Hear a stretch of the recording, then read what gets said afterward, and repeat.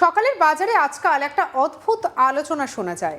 কেউ সবজির দাম নিয়ে কথা বলছে না, কেউ মাছের দরদাম নিয়ে তর্ক করছে না। চায়ের দোকান থেকে বাস স্ট্যান্ড, পাড়ার মোড় থেকে অফিস পাড়া, সব জায়গায় একটাই বিষয় ঘুরে ফিরে আসছে, সেটা হলো ডিম। কিছুদিন আগেও ডিম ছিল একেবারে সাধারণ একটা খাদ্য। সকালের খাবার হোক কিংবা দুপুরের ডিমের ঝোল হোক, সন্ধ্যায় হোক ডিম টোস্ট, সব কিছুই ছিল মানুষের জীবনের অংশ এই ডিম। কিন্তু সময়ের সঙ্গে সঙ্গে এই সাধারণ ডিম যেন অসাধারণ হয়ে উঠেছে। রাজ্যের রাজনৈতিক অঙ্গনে ডিম এখন একটা নতুন পরিচয় পেয়েছে। কেউ মজা করে বলছে ডিম এখন প্রতিবাদের ভাষা, কেউ আবার বলছে ডিমেরও নাকি রাজনৈতিক রং লেগেছে। বিভিন্ন জায়গায় নেতাদের উদ্দেশ্যে ডিম ছোড়ার ঘটনা ঘটছে, কখনো সভায়, কখনো রাস্তার মিছিলে, কখনো আবার জনকর্মসূচিতে। সংবাদ মাধ্যমে সেই ছবি ছড়িয়ে পড়ছে মুহূর্তের মধ্যে। মানুষ দেখেছে সাদা পাঞ্জাবিতে হলুদ ডিমের কুসুম লেগে আছে, কেউ মাথা বাঁচাতে আবার হেলমেট পরে বেরোচ্ছেন, কেউ আবার নিরাপত্তা আরও বাড়ানোর কথা বলছেন। ফলে ডিম নিয়ে হাসি ঠাট্টা, আলোচনা, সমালোচনা সবকিছুই চলছে সমান তালে। এই পরিস্থিতিতে বাজারে ডিমের চাহিদাও যেন বেড়েছে। অন্তত সাধারণ মানুষের কথাবার্তায় সেটাই মনে হচ্ছে। কেউ মজা করে বলছেন এখন ডিম কিনতে গেলেও ভাবতে হচ্ছে রান্নার জন্য কিনছি নাকি অন্য কাজে। তবে ডিম নিয়ে রাজনৈতিক চর্চার মাঝেই হঠাৎ অন্যরকম এক খবর ছড়িয়ে পড়ল। খবরটা শুনে অবাক হয়ে গেলেন। মিষ্টির দোকানেও নাকি এবারে পাওয়া যাচ্ছে ডিম। প্রথমে শুনে অবাক হলেও অনেকেই ভেবেছিলেন হয়তো ভুল খবর। মিষ্টির দোকানে আবার ডিম কিভাবে বিক্রি হবে? কিন্তু পরে বিষয়টা জানা গেল, বিষয়টা একেবারেই অন্যরকম। এ ডিম কোনো মুরগির ডিম নয়। এ ডিম কাউকে ছুঁড়ে মারলে তার কোনো আঘাত পাওয়ারও সম্ভাবনা নেই, বরং এ ডিম মানুষের মুখে হাসি আনতে পারে এমন ডিম। কারণ সামনেই আসছে বাঙালির অত্যন্ত জনপ্রিয় উৎসব জামাই ষষ্ঠী। মানে এই জামাই ষষ্ঠী উপলক্ষে এই ডিমের বিশেষ ব্যবস্থা আর কি। জামাই ষষ্ঠী মানে বাঙালি পরিবারের এক বিশেষ দিন। সারা বছর জামাই যতই ব্যস্ত থাকুক, এই দিন শ্বশুর বাড়ি থেকে ডাক আসবেই। শাশুড়ি সকাল থেকে নানা রকম রান্না করে আয়োজন করবেন, মাছ, মাংস, চিংড়ি, পায়েস, দই, মিষ্টি, সব মিলিয়ে এক বিশাল ভোজের ব্যবস্থা। এই বিশেষ দিনকে আরও স্মরণীয় করে তুলতে প্রতি বছরই বিভিন্ন মিষ্টির দোকানে নতুন নতুন চমক থাকে। কোথাও নতুন কোনো সন্দেশ, কোথাও বিশেষ রসগোল্লা, কোথাও আবার অভিনব মিষ্টির সৃষ্টি। হুগলির রিষড়ার এমনই এক বিখ্যাত মিষ্টির দোকানে, যেখানে প্রতি বছরই জামাই ষষ্ঠী উপলক্ষে নতুন কিছু দেখা যায়, সেই দোকানের নাম হচ্ছে ফেলু মোদক। দোকানটির খ্যাতি বহুদিনের, আর এলাকার মানুষ তো বটেই, দূর দূরান্ত থেকে অনেকেই এখানে মিষ্টি কিনতে আসেন। বিশেষ করে জামাই ষষ্ঠীর সময় দোকানের সামনে লম্বা লাইন পড়ে। এবারও তার ব্যতিক্রম হয়নি, বরং এবারের আকর্ষণ যেন একেবারে একটু বেশি। কারণ দোকানে এসেছে বিশেষ এক ধরনের সন্দেশ, ডিম মিষ্টি। শুনতে যতটা সাধারণ লাগে, দেখতে কিন্তু মোটেও তেমন নয়, একেবারে আসল ডিমের মতো।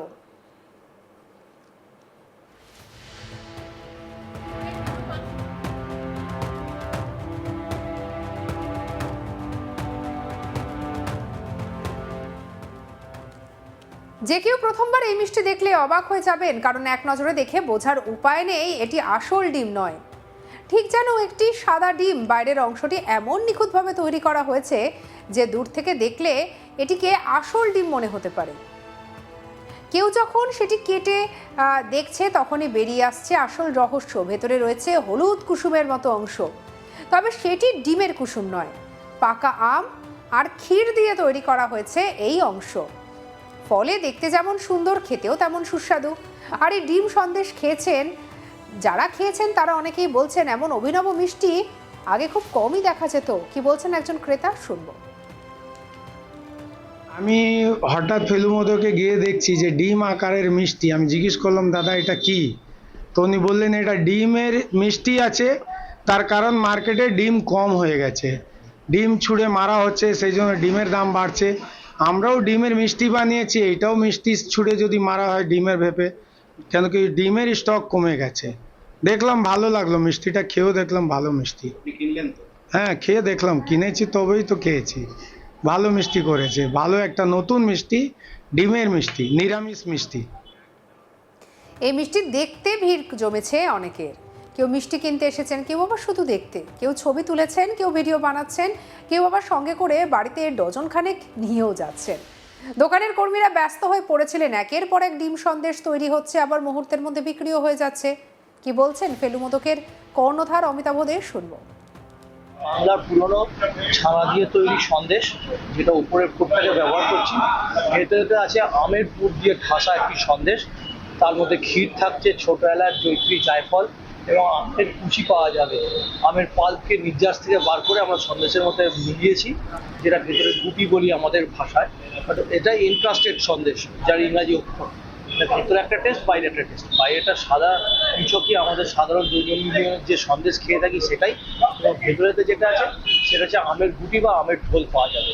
সন্দেশটা যতটা কেটে কেটে খাবে, ভেতর থেকে আমের টেস্ট পাবেন আর বাইরে সাদা সন্দেশের টেস্ট পাবেন। এই মুহূর্তে একজনের অর্ডারে করেছি, তো আমার মনে হয় থাকবে কম বেশি, কিন্তু তবুও এই মিষ্টির চাহিদা খুব একটা না হওয়ার কারণ আজ অব্দি কোনো মিষ্টি এমন হয়নি যে ননভেজ কোনো প্রোডাক্টের মতন দেখতে হয়েছে মানুষ পছন্দ করেছে। কারণ মিষ্টি সাধারণত ঠাকুরের জায়গায় দেওয়া হয়, পুজোতে দেওয়া হয়।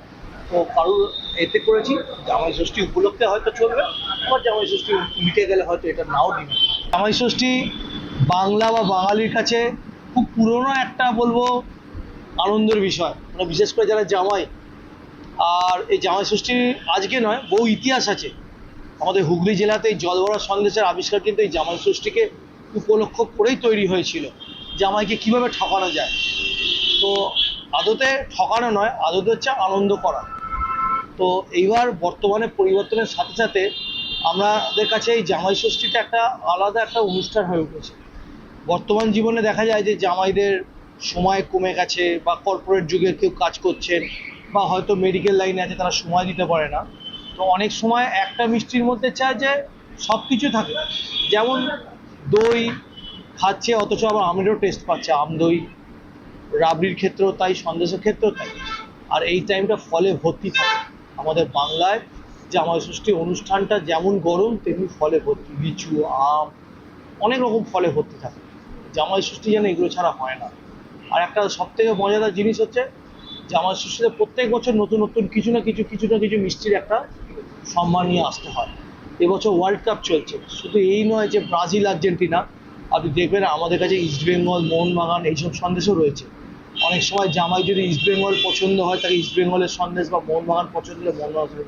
আবার এটা অনেক ক্ষেত্রে উল্টোও হয়, হয়তো শ্বশুরবাড়ি দেখা যায় ইস্টবেঙ্গলের, জামাই হয়তো মোহনবাগানের, ইচ্ছা করে তাকে ইস্টবেঙ্গলের মিষ্টিও দেওয়া হয়।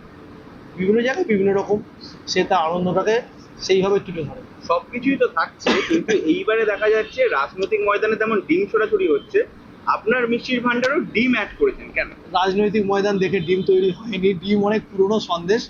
আর ডিম সন্দেশটা আমাদের সাবেকি আমলে আবার খাবো টাইপের। ভেতরে একটা হলুদ রঙের একটা ক্ষীরের স্টাফিং থাকে, বাইরে একটা সাদা সন্দেশ। তো একটু ডিম শেপের মধ্যে করে দেওয়া হয়েছে। আমরা কোনো রাজনৈতিক পরিস্থিতির কথা ভেবে করিনি, নিছকই এটা মানুষের জামাই ষষ্ঠীতে জামাই ঠকানোর কথাটাকে মাথায় রেখেই করেছি। শ্বশুর জামাই কি এবার ডিম ছোড়াছুড়ি হবে? যদি হয় আখেরে, কিন্তু লাভটা আমাদেরই হয় মিষ্টি শিল্পের, যে ডিম ছুটছে মানে হয়তো মিষ্টি নিয়েই একটা শ্বশুর বাড়ি যাচ্ছে জামাই ডিম সন্দেশ নিয়ে, বা শ্বশুর জামাইকে ডিম সন্দেশ দিচ্ছে। দেখা যাক, কোথাও থেকে এটা শুরু তো করা হয়েছে, এটা কোথায় গিয়ে মানুষ নেয় আপন করে, সেখানেই হবে আমাদের পরিপূর্ণতা। এতদিন পর আবার হঠাৎ ডিম সন্দেশের উদ্যোগ হলো। ডিম সন্দেশের উদ্ভব অনেক সত্যি তাই, অনেক পুরনোভাবে হয়েছে। বাট ওটা ওই নিছকই আবার খাবো সন্দেশকে, বা ভেতরেতে আমের পুরকে স্টাফিং করে করা হয়েছে সেইটাকে, অন্য কিছু ভাবে নয়, অন্য কিছু ভাবে নেবেন না আপনারা। সঙ্গে রাখুন আজ তাক বাংলাকে, সাবস্ক্রাইব করতে ভুলবেন না।